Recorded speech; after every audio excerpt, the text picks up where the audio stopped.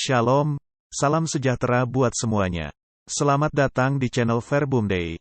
Sebab firman Allah hidup dan kuat dan lebih tajam daripada pedang bermata dua. Dalam video kali ini saya akan membahas tentang keselamatan orang-orang perjanjian lama. Seringkali muncul pertanyaan, jikalau Yesus adalah satu-satunya jalan ke surga, lalu bagaimana dengan orang-orang zaman perjanjian lama seperti nabi-nabi yang bahkan setelah mereka mati pun Yesus belum datang ke dalam dunia ini? Apakah mereka semua masuk neraka? Apakah Abraham, Ishak, Yakub, Daud, Yesaya, Yeremia, dan masih banyak lagi, akan masuk ke neraka? Jika tidak demikian, maka tentu mereka masuk surga.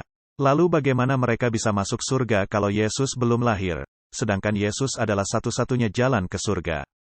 Begini, pada zaman perjanjian lama, Yesus memang belum datang ke dunia tetapi nubuatan atau janji tentang kedatangannya itu sudah diberitakan secara luas dari zaman perjanjian lama.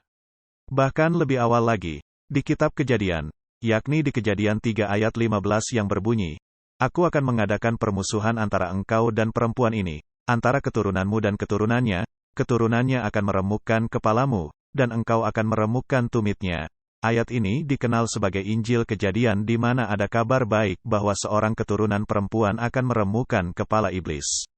Dan keturunan perempuan itu tidak lain adalah Yesus. Itu berarti janji tentang kedatangan Yesus sudah diberikan sangat awal yakni setelah manusia jatuh ke dalam dosa.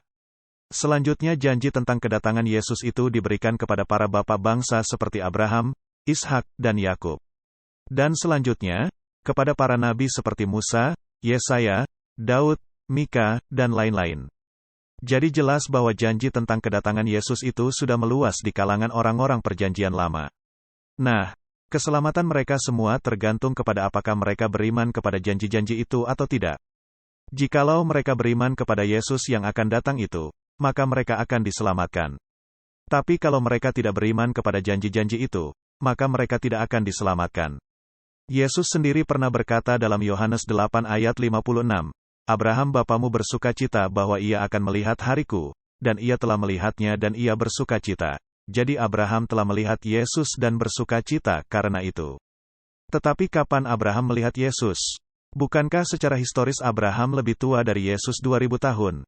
Lalu bagaimana bisa Abraham melihat Yesus? Tentu saja Abraham tidak pernah melihat Yesus secara fisik, melainkan ia telah melihatnya dalam imannya ke depan.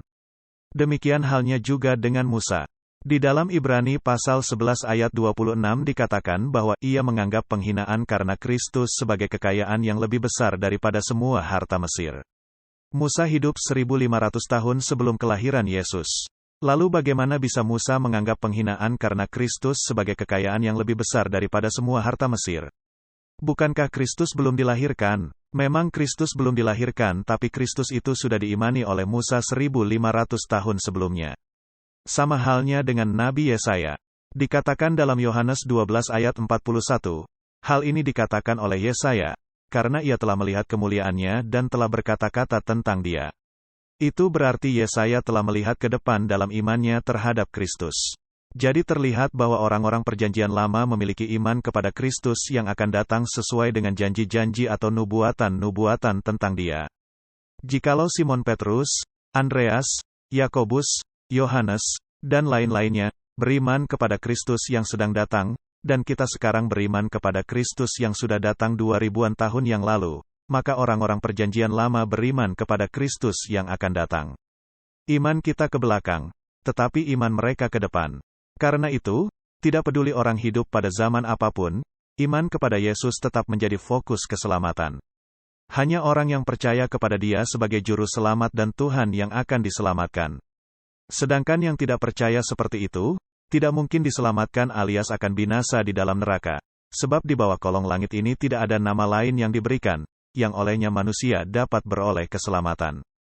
Hanya satu nama yang diberikan yakni nama Yesus Kristus. Percayakah saudara kepada Dia? Demikianlah pembahasan kita kali ini.